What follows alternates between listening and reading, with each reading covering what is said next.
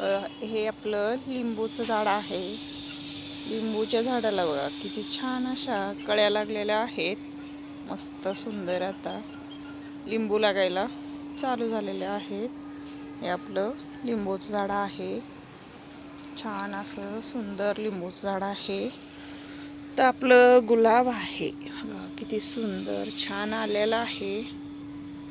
त्याला आपण या कुंडीमधून काढून आपण दुसऱ्या ह्याच्यामध्ये लावायचं आहे. आपल्याकडं कुंडी शिल्लक नाही आहे.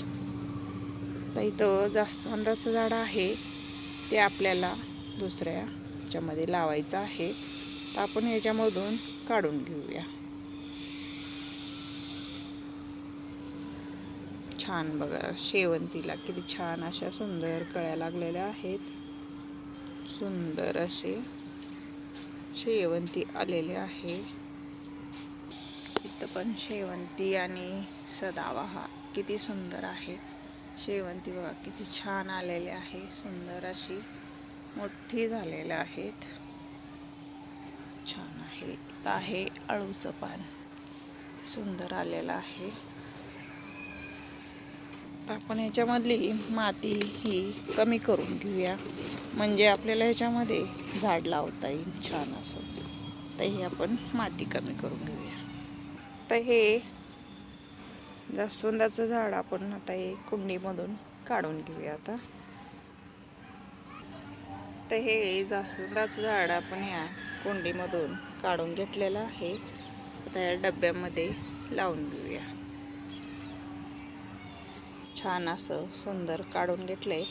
आता याची माती आपण काढणार नाही आहे, कारण माती काढल्यामुळे मुळ्याला हे होईल, त्याच्यामुळं मुळ्या याच्या खराब होतील, त्याच्यामुळं आपण काढणार नाही आहे. चला मग आपण आता हे झाड ह्याच्यामध्ये लावून घेऊया. आता हे झाड आपण ह्याच्यामध्ये ठेवून घेतलेलं आहे. तर याच्यामध्ये आपण माती भरून घेऊया. छान असं झाड ठेवून घेतलेलं आहे. माती भरून घेऊया आता. तर हे आपण लावून घेतलेलं आहे झाड, त्याला आपण पाणी देऊन घेऊया. छान असं पाणी दिलेलं आहे. सुंदर मस्त आपलं झाड आता लावून झालेलं आहे. आता छान सुंदर मोठे त्याला जागा मिळालेली आहे. आता हे छान फुटेल आणि कळ्या भरपूर प्रमाणात लागतील ह्याला. बघा आता जागा भरपूर मिळालेली आहे मोठी झाडाला. आपल्या जास्वंदाचं झाड आहे, पांढरा कलर आहे याचा. तर आपण याला दुसरी छान अशी मोठी कुंडी डब्बा आहे तेलाचा, आपण हा भरपूर असा जागा मिळालेली आहे त्याला. छान आपली कुंडी लावून तयार झालेली आहे.